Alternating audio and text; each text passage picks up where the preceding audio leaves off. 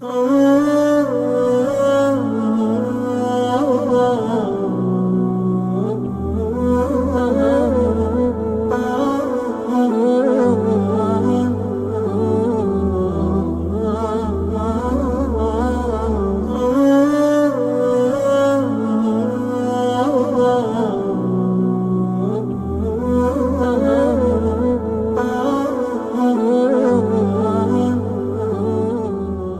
الله الرحمن الرحيم. الحمد لله رب العالمين، وصل اللهم على النبي الأمي وعلى آله وصحبه أجمعين. أما بعد، بەڕێزان خۆشەویستان، گەشتێکی تر لەگەڵ فەرموودە بەردەوامە لەگەڵ زانایان و لەگەڵ هاوڵان و لەگەڵ شوێنکەوتووەکان و لەسەر مێژووی سنەت ئێمە بەردەوامین. ئێمە لە بەرنامەی پێشووتر کاتی باسی ئەوەمان کرد کە لە سەردەمی پێغەمبەر صلی الله علیه و سەلەم بەڵێ فەرموودەکان نووسرا بووە بە بەڵگە بە فەرموودە بە دوور و درێژی قسەمان لەسەر کرد. ئێمە لەم بەرنامەیە بە پشتیوانی خوای گەورە دێینە سەر ئەو خودی ئەو دەستنووسانە بەڕێزان کە ئەمە مێژوویە بەڕێزان، ئەمە مێژوویە و ئەمە بڵێن شتێکی یعنی ئەوە نییە کە کەس ینی خەڵک بێ ئاغابی کە کەس ئاغای لێ نەبی کە ئەمە هەمووی بڵێن و بە تایبەتی ئێمە کاتی باسی مێژووی ئیسلامەکەین بەڕێزان، هەمووی بە سەنەد و بە فلتەر و بە بڵێن بە وردی دیڕاسە کراوە، ئەوەی کە بڵێن ڕاست و دروستە لە یەکتر جیا کرایتەوە. بۆیە بەڕێزان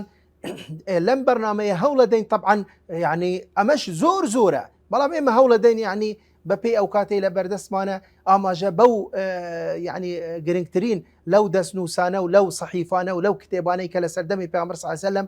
نووسرا بوونەوە کە لە خاڵی یەکەم ئێمە تەنانەت جارێک دێینە سەر خودی نووسراوەکانی پێغەمبەر درودی خوای لەسەروی هەر لە سەردەمی خۆی، یعنی پێش ئەوەی کە وەفاتی بکە یعنی بەڕێزان بزانە هەندێک نووسەر هەبوون پێغەمبەر صلی الله علیه و سەلەم، هەندێک نووسەری هەبوون کە تایبەت بوون بەوەی کە ڕۆژانە ئەو شتانەی کە ڕووی دەدا، ئەو شتانەی کە پێغەمبەر صلی الله علیه و سەلەم پێویستی پێدەبی، ئەو ئومور و ئەو ئیش و کار و ئەوانە کۆمەڵە نووسەر هەبوون، نووسەری تایبەت بەوەی کە ئەو شتانەیان دەنوویسی و لە بەردەستی پێغەمبەر صلی الله علیه و سەلەم ئەو شتانەی کە پێویستی ڕۆژانە و بڵێن ئومور و حەوائیجی ڕۆژانەی ژیانی پێغەمبەر بوون درودی خوای لەسەروی. کۆمەڵە نووسەری تر هەبوون بەڕێزان کە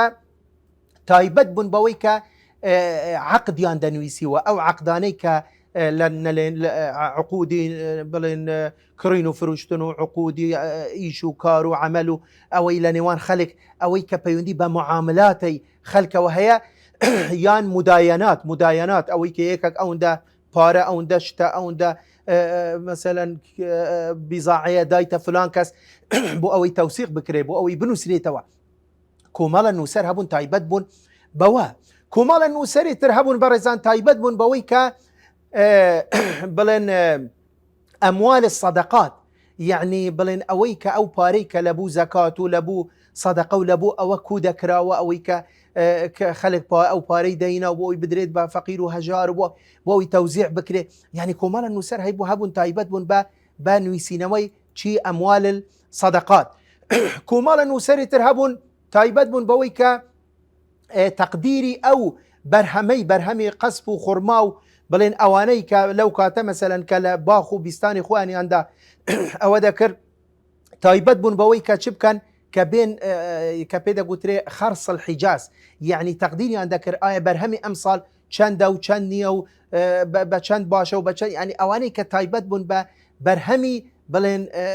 بڵێن باخەکانی خۆیان، ئەوانە کۆمەڵە نووسەر بوون تایبەت بوون بەوە. کۆمەڵە نووسەری تر هەبوون تایبەت بوون بەوەی کە دەستکەوتەکانی غەزا، دەستکەوتەکانی حرب کە غەنائیم و ئەنفال و ئەوانەیان پێدەگوترێ، ئەوانە چەندیان بەدەست هات، چۆن تەوزیع کرا، چۆن لە بەیت المال حەفظ کرا، ئەوانە کۆمەڵە کەس بوون تایبەت بوون بەوە ئەو شتانە بنووسنەوە. کۆمەڵە نووسەری تر هەبوون بەڕێزان تایبەت بوون بەوەی کە نامەکانی پێغەمبەر صلی الله علیه و سەلەم دانویسیوە بۆ ئەوەی پێغەمبەر صلی الله علیه و سەلەم ئاراستەی مەلیکەکانی سەردەمی خۆیانی دەکرد، ئەمە کیسرایە، ئەمە قەیسەرە، ئەمە بڵێن هێرەقلە، ئەمە نەجاشیە، یعنی بۆ ئەو نوویسینەکانی تەنانەت متەرجم هەبووە بەڕێزان، متەرجم هەبووە لە ناو دەوڵەتی ئیسلامی کە پێغەمبەر صلی الله علیه و سەلەم تەئسیسی کرد لە سەردەمی خۆی، متەرجم بووە ئەوەی کە زمانی فارسی تەرجمەی دەکرد لە بۆ عەرەبی، ئەوەی قبطی ئەوەی حەبەشی ئەوانە هەمووی خوێندەوار بوون، هەمووی نووسەر بوون، خوێندەوەریان نەبوو دانویسیوە. کۆمەڵە نووسەرێتر هەبووە کە تایبەت بوون بە نووسینەوەی وحی، بە نووسینەوەی وحی کە قورئان دادەبەزی. پێغەمبەر صلی الله علیه و سلم هەر کەس لەوانەی نزیک بۆ بانگی دەکرد دەیگوت ئەوەندە ئاەتە ئەو سوورەتە دابەزیوە وەرە بنووسەوە. ئەوانە هەمووی نووسەر بوون بەڕێزان هەر لە سەردەمی پێغەمبەر صلی الله علیه و سلم.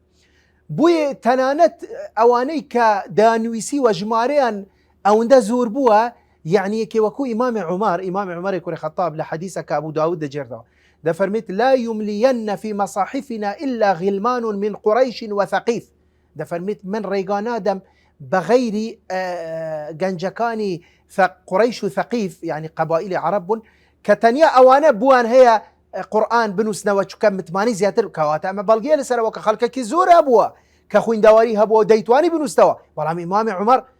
دەیگوت ئەوانەم دەوێت لەبەرەوە زیاتر ئەوانە بڵێن شارەزایی زیاتریان هەبووە، متمانە زیاتر بەوانە هەبووە. ئیمامی عوسمانی کوڕی عەفان کە دیسان ئەبوو داود ڕیوایەتەکە دەفەرمێت لەو کان المملی من هوذیل والکاتب من ثەقیف.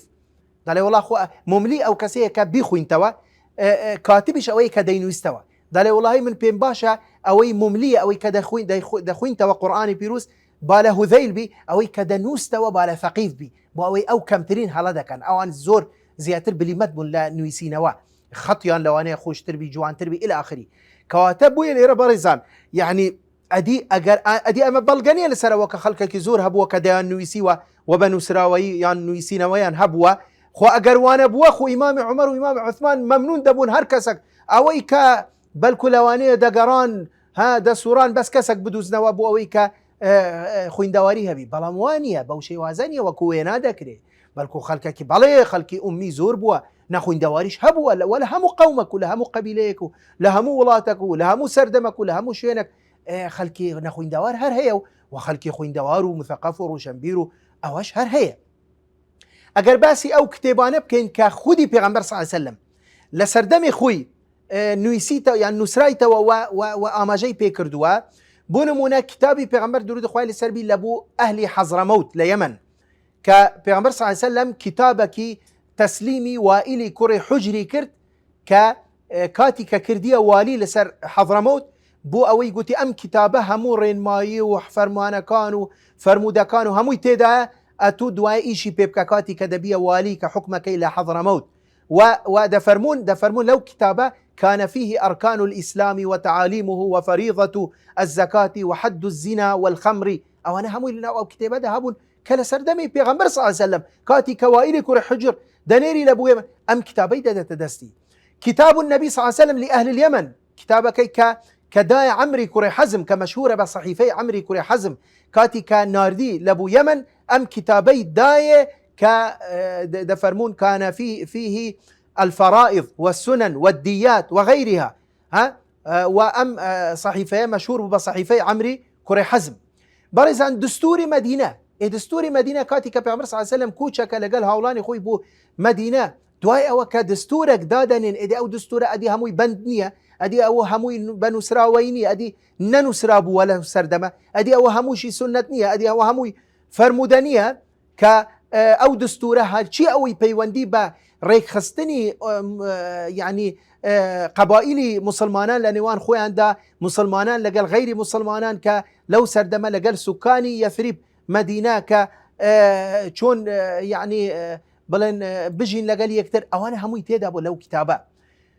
كتاب رسول الله صلى الله عليه وسلم في الصدقات كتابة كتابتها بووي بيوندي با زكاة وصدقة أوانا وهبو كإمام الزهري دا جيرت ولا سالم لبابي دا فرميت كأم حديثة إمام حاكم لمستدرك رواية كردوة بصحيحي دا فرميت كتب رسول الله كتب رسول الله صلى الله عليه وسلم كتاب الصدقة فلم يخرجه إلى عماله حتى قبض بيغمبر صلى الله عليه وسلم أم بلين كتاب الصدقة النويسية بلام داري نخس حتى وفاتي كرد أو جاد فقرنه بسيفه بستيه وبا شمشيركي خوي ضلت فعمل به أبو بكر حتى قبض إمام أبو بكر لسردمي خلافته خوي إيشي بو كتابي كرد بو فرموداني بو كتاب الصدقة كرد حتى وفاتي كرد ثم عمل به عمر حتى قبض دواي أو إمام عمر إيشي بو كتابو بو فرموداني كرد حتى وفاتي كرد وتنانت أبو بكر كاتي أنس كوري مالك دنير تبحرين لخلافة خوي أم كتابي لقلي دنيري كتاب الصدقة أم كتاب الصدقات لقلي دنيري ودفرميت شي دفرميت بسم الله الرحمن الرحيم هذه فريضة الصدقة التي فرض رسول الله صلى الله عليه وسلم على المسلمين. برزا أما بخاري روايتك أم حديث بخاري روايتك كإمام أبو بكر كأنس كوري مالك دنير تبحرين أم كتاب الصدقات لقلي دنيري دفرميت أم كتابي پیغمبر صلى الله عليه وسلم همو فرمودكاني أو باسي صدقاتك أتوش دبي جيب جيبك وإيشي بيبكي. برزان إما أقبين سر صحفي صحابة طبعا زورة يعني زور لصحابة كان تنانت أوي كاعتمادي لسر حفظ يجبوه وكو بيشتر باس مانكر بنو سراوي هبوة صحيفي خوي هبوة حديثة كان في عمر صلى الله عليه وسلم أوي كلبري شكردوها أوي كحفظي بقوة بوا أوي كبردوام إيشي بكتابكش نبوة هر احتياطا لجانب احتياط كتابي هبوة صحيفي هبوة وليرا خالق برزان بيش أوي بمثل صحيفة كان ليرا بو أوي كذب حالتي نجي بلا يوجاكاك أخو صحيفة شيء قيشيك أجرها صحابيك صحيفة كشي هبي يعني وابزاني صحيفة يعني لا برا كأما فهمك هالية برزان الصحيفة يعني لا برانية بلكو صحيفة هبوة صحف هبوة زيادة له 1000 حديث تدابوه آخر 1000 حديث لا بريك جيدة بتوا كليرة برزان كاتي كناوية لناوة صحيفة صحف ليرة ما بستي بي أو نبوة كيك لا بربوه كبلا وجاكا كاتو باسي صحيفة دكي بلا أجر 100 صحابيش 200,000 صحابيش حديث نويسي بتوا هريك لا بريك يبي دكت شي لا تشاو حديثة كان كاكا هر صحيفة هبوة زيادة له 1000 حديث تدابوه بوي كاتي كاخواي جورده فمن صحف إبراهيم وموسى صحف ليرة يعني كتب تفسير صحف يعني كتب يعني كتاب كان إبراهيم وموسى يعني صحيفة ليرة يعني كتاب بريزان هر يك لو صحابية كتابي هبوه لهر كتابك ديان وصدان وبلكو 1000 وزيادة له 1000 حديثي تدابوه بوي هر بخير باسي صحيفة كانكين كأوانا هموي لكتبي حديث لكتبي سنة لما يجو هموي نسرايتا وأما بلكو هندك لو أنا بدسنوس هتا استماون بوي براستي أم قصي يعني أما شبنا ما يكزانستي هي هيك لأخويا والله أو فرمودي دليق قد غكرا وكواتا حديثنا نسرايتا أو حديثانا هموي لسردم عمر كورا عبد العزيز نسرايتا وجاءوا حديثانا هموي تحريف كراوة شون توراة وإنجيل تحريف كراوة سنش هموي تحريف بس في سبيل أويكا يعني دو ضلي وقمان بخننا ودلي مسلمانان ورن بزانن لما يجوي اسلام دا چی دا گذره ورن بزانن لما يجوي فرموده لما يجوي سنت چی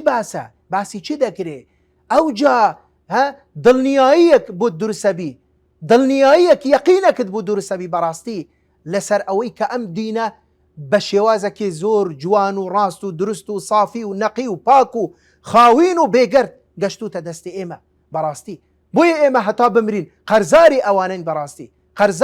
قرزاري هاولان وشون كوتو كانوا زانايان مسلمانان وراوية كانين كاوان زور ماندوبون بوا حتا توانيان بوشي وازا بيجن بدستي ايماش استا خومان لبروا طاقت وتوانا مانية ترانت بيخوين نوا بين قمان بخين سري بداخه وبراستي حيف بوي صحيفي صادقة بريزان صحيفي كمشهورة بصحيفي صادقة صحيفي عبد الله كوري عاص كم صحيفي إمام دارمي دجرت ولا لا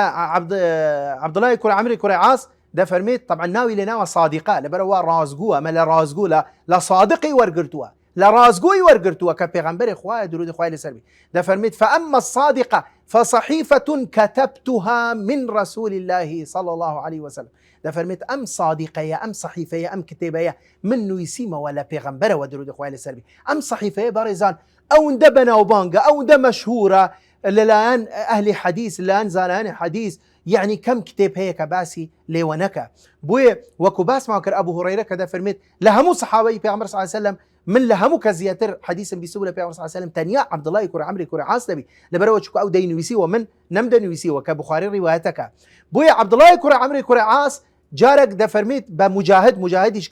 يك كالأئمة تابعين ده فرميت هذه الصادقة أي مجاهد هذه الصادقة فيها ما سمعته من رسول الله صلى الله عليه وسلم وليس بيني وبينه أحد. الله دفرمت من أو فرمودانيك من لا پیغمبر ورگرت و درود خواه لسر بی کلنا او صحیفه ده هيا كزانان دلن هزار حديثي زياتري تيدا بوا بريزان هزار حديثي زياتري تيدا بوا بنو سراوي كعبد الله كور عمرو كور عاز ده فرميت اي مجاهد او فرموداني لناو او صحيفه ده وناو او كتابه ده هيا هموم راسته وخوله پیغمبر ورگرت و درود خواه لسر بي ببيوي ككسكت لنا نيوان ما ببيوي كلري صحابي تري شوا جيشت بي تمن كاوش درسته بلام راسته وخو او فرمودانه عبد الله كور عمرو كور عاز وري قرتوا لقسي كتر عبد الله كور عمرو كور عاز ده فرميتشي ده فرميت ما يرغبني في الحياة إلا خصلتان ده فرميت والله أو جياني كمن تيدا ده جيم تانيا دوشت هي ما هي بختوري ودل خوشي منها دوشتا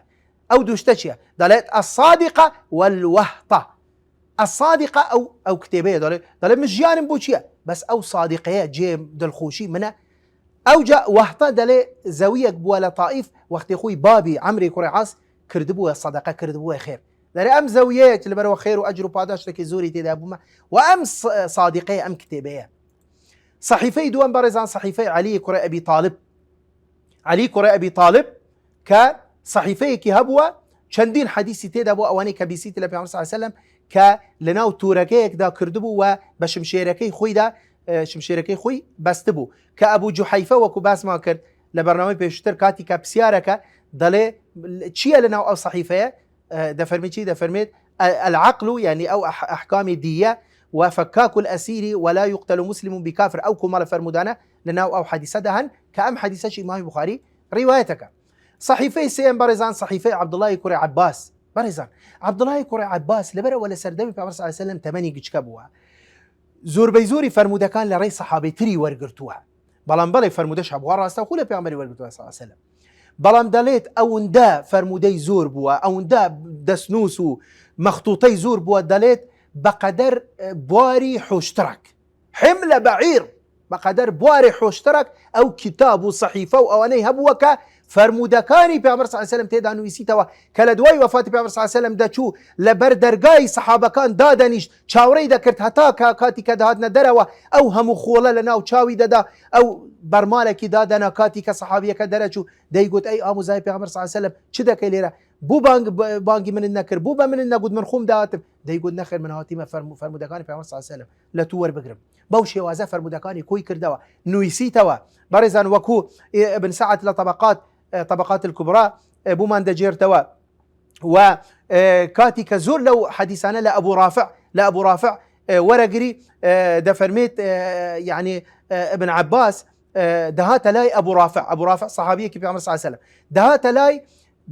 ديقود ما صنع النبي صلى الله عليه وسلم يوم كذا دهات بسياري ذكر بسياري لأبو رافع ذكر هل في عمر صلى الله عليه وسلم لفلان روج شي كرت شي يقول شي روج شبو ما صنع النبي صلى الله عليه وسلم يوم كذا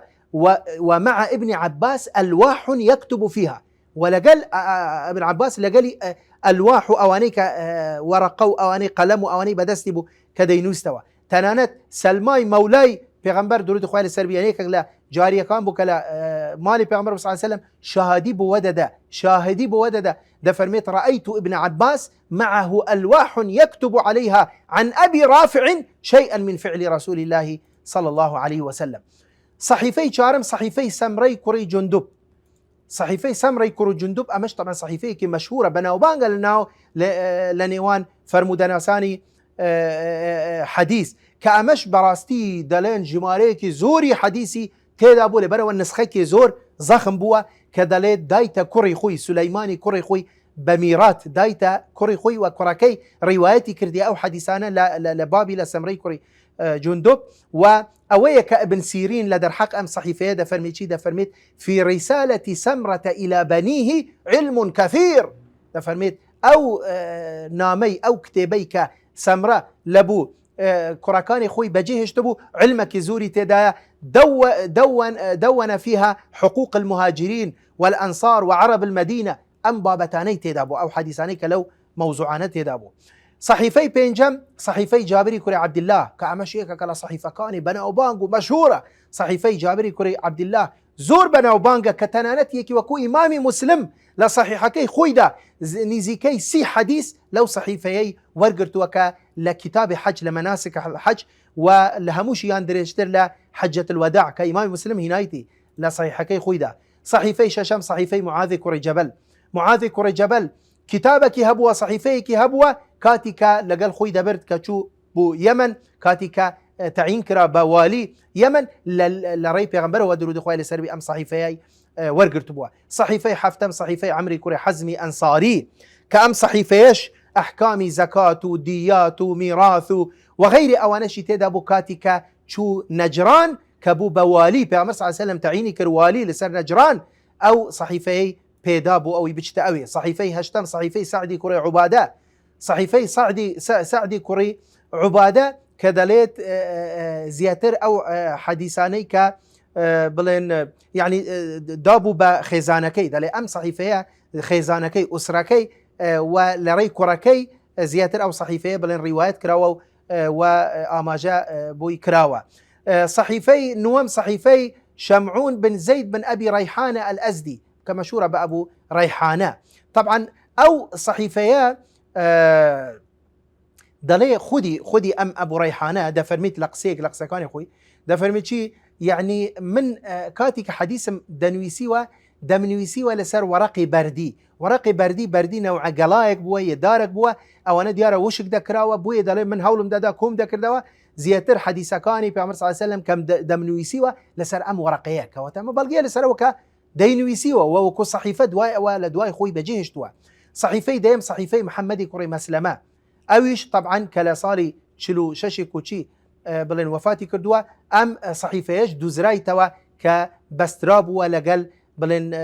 بشمشيركي خوي بسراب وديار أما عادتك بو وقت زياتر لا شمشيركا ديان بستيوا أو ورقانا كو عند كردوا لوليان ددا وديان بستيوا بشمشيركا صحيفي يازدا صحيفي كعبي كوري عمري كوري عبادي سلامي طبعا كلا صالي بينجو بينج كوشي دواي كردوا كسرچاوكان باسكن دلين يعني تورقيك بوا بربوا لمخطوطات لا دسنوس ولا نسراوكاني كفرمودكاني بيغمبري تيدا بوا درود خوالي سربي دوازده صحيفي ابو رافع كلا صالي سيسي وشاشي كوشي وفاتي كردوا كدفرمون زياتر او حديثاني تايبت بن بنويش لو صحيفه دا هبوه دفرميت ودواي او تسليمي ابو بكر كوري عبد الرحمن كوري حارثي كوري هشامي كرد لدواي خوي صحيفك بنو سراوي تسليمي اوي كردبو سيزدم صحيفي عبد الله كوري عمر برزان كوري امامي كوري عمري كوري خطاب صحيفي ابن عمر عبد الله كوري عمري كوري خطاب كدفرميت دائما او بيش اوي بجتناو خلق تماشي دكرت او كتابي كهمو حديثان بيغمبري تدابو درود خوالي سلو بيش اوي بجتناو خلق حديث بجرتوا مراجعي دكر دا شو تماشي دكر وكو امام الذهبي لسير اعلام النبلاء من بو باسكا لتذكره الحفاظ من بو باسكا كدفرميت جارك امام نافع كيك كلا ايمي تابعين كطلبي ابن عمر بوا دليت جارك يكلا كتابكاني بوي خوين دوا هموي بوي خوين دوا للسرتا وهتا اخيري دليت شي قال ان هذا الكتاب ظل معه لمدة 30 عاما دفرميت او كتابا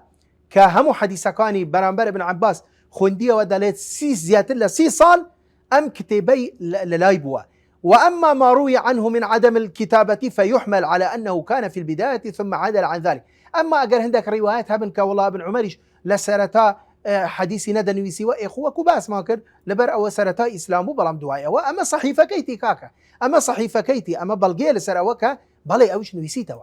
صحيفي شاردم صحيفي أنسي كوري مالك برزان أنسي كوري مالك وكو خطيب بغدادي بصراحة براشكاوي وإمام رامهرمزي يعني باسكن كتخريج رواياتي او حديثانش يان كردوا كدالين كاتك انس كوري مالك هندك لخلق كديت سرداني دكا كهندك خلق ديت سرداني انس كوري مالك دكا داليت همو كتابكاني او وقت خوي حديثكاني بيغمبر صلى الله عليه وسلم تيدا نويسيتوا همو ديني تن بيشكيشا كلبو او ميوانني دياره بلن دلنياي هبوا بتماني هبوا بو ميواننا او جا فرمويشي هذه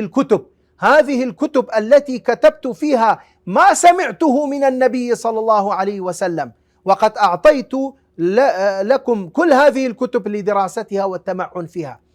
من او كتاباني وقت خوي ك لبيغمبر بيستي صلى الله عليه وسلم او فرمودانه همولنا او كتابانه نويسيا بوي استها فرمو بقرن او لبردستانه بوي ودراسه كانوا بوي سودي ل وربقرن بوي دلت انانه امام بيهقي روايتك ده فرميت شيء لا طبعا انس كره مالك ده فرميت يعني كاتي كحديثي زوري داوي لذكرك حديث زور روايات بك او اني دهاتنا مجلس انس كره مالك داوان ذكر حديثي زور لروايات بك او اجتمعنا كي بردبو يعني قماني هبو لحفظ اخوي راسا دشوشي ده يقول جاء بمجال له مجال وكو مجلة يعني وكو صحيفة كتابك كيدا هنا ده شو كتابك كيدا هنا فألقاه إليهم وكو بلي كاكا طاقته ومني أو هم حديثة لبير منما ها أما كتابك يمنا هم حديثة كاني تدا هذه أحاديث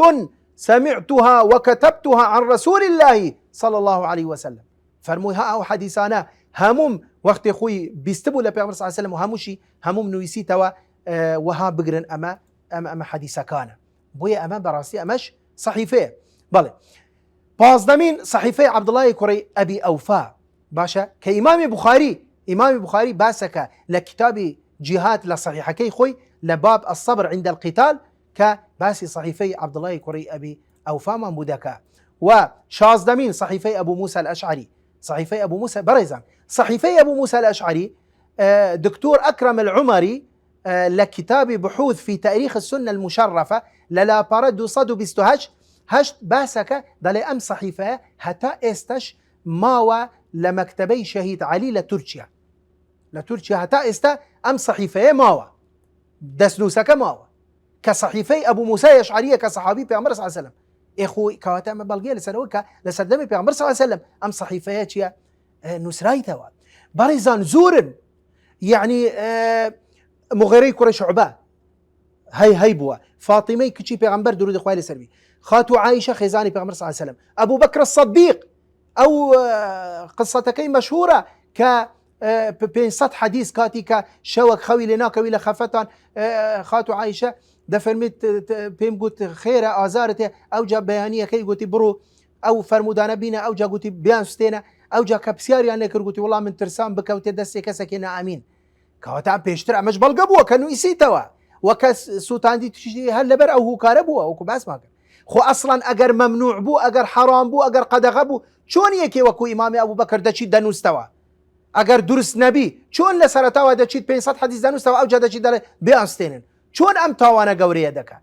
بس كسوتان ديتي هل لبر أويك خوي بأسك دلي بو أويك نكويتا دسي كساني لأمين برزان أبو بكر الصديق أو جاء أبو الدرداء سلمان فارسي أسماء بنت عميس فاطمة بنت قيس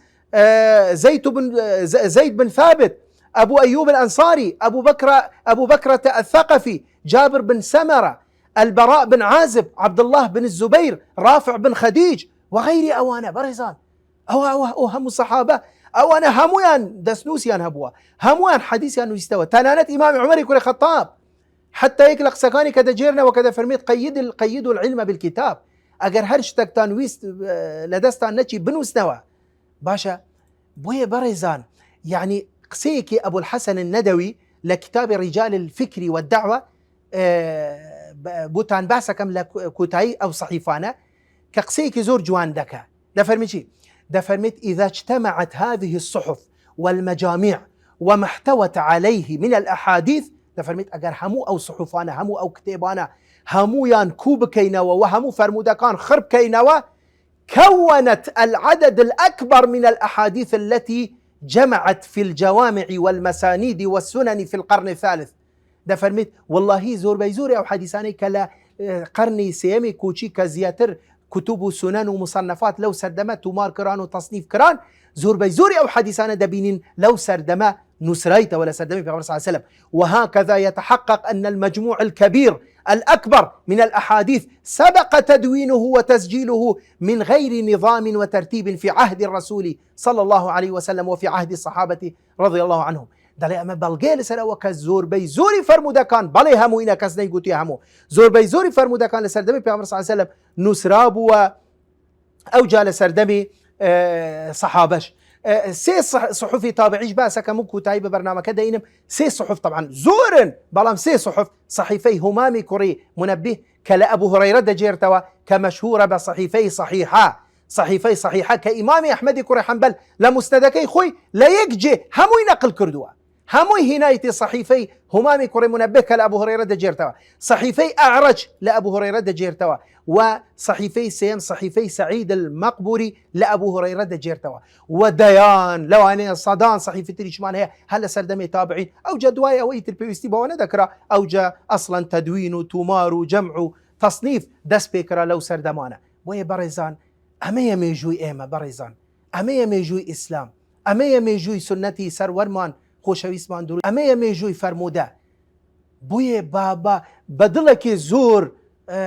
فراوان وبدلك زور صافة وإما أو فرموداني كصحيحا وري بقرين لسر سرمان دانين لسر شاومان دانين قبولي بكين إيشي بيب كين بو أوي براستي فريات رسي إما بي لدنيا بيش أوي كقيامة دابتا خواهي قورا لهمومان خوش بي آمين والحمد لله رب العالمين وآخر دعوانا الحمد لله رب العالمين.